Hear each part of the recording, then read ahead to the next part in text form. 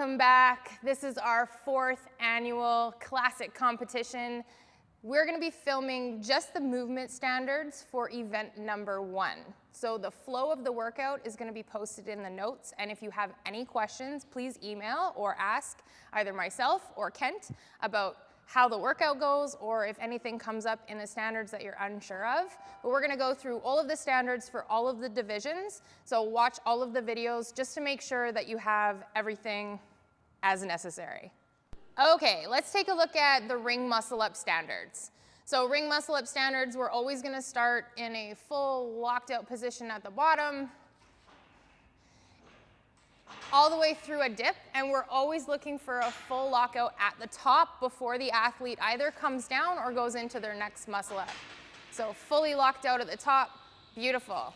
All right, let's see what a no rep is going to look like. This is what we're really going to be looking for in order for your reps to count or be a no rep, is not a lockout at the top. So if you notice Juan's arms aren't fully locking out at the top, that would be a no rep. Okay, let's take a look at the bar muscle up standards.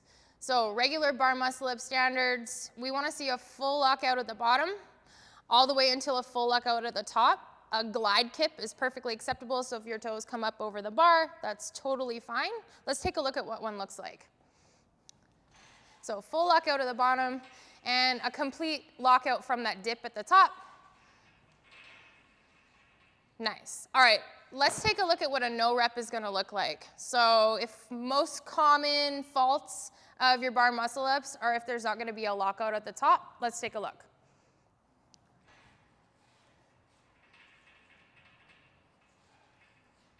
So his arms aren't quite locked out at the top, so those are going to be no reps. Thank you. All right, let's take a look at a chest to bar pull-up. So we're going to accept both kipping or butterfly pull-ups. Again, regular chest to bar pull-up standards, full lockout, and we're looking for that touch from that bar. So anywhere from your collarbone to your belly button if you want. Let's take a look at what it looks like. So contact with the bar, those are going to be solid reps. If we don't make any contact to the bar, so let's see what a no rep is going to look like. So no contact to that bar, those are going to be no reps, even though they're really close. Perfect. Okay, let's take a look at a pull-up. So pull-up standards, what we're looking for is that your chin is going to cross the bar plane. So both kipping and butterfly pull-ups will work for this. Let's take a look.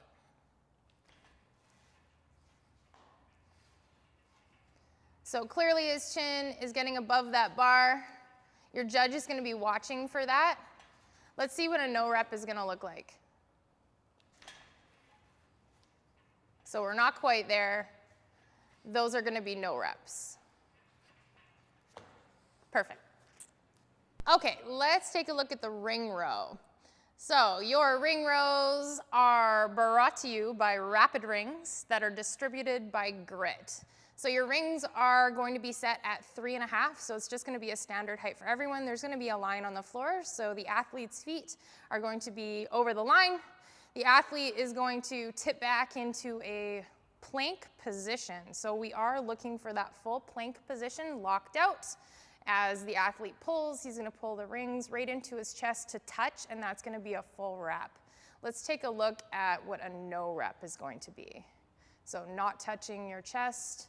And if you lose that planking position at the bottom, we're also going to count that as a no rep.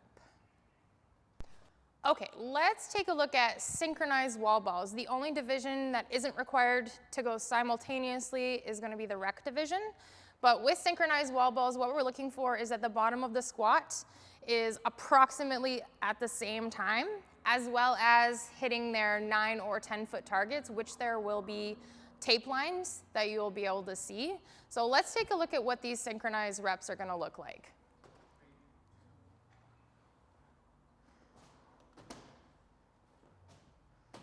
So squats are at the same time currently, and we're hitting our target at approximately the same time. Oh, but now we're out of sync. So those are going to be no reps, clearly. Okay, let's take a look at the actual wall ball squat standards. So we want to make sure that your hips are getting below your hip crease. So let's take a look at what some no reps are going to look like.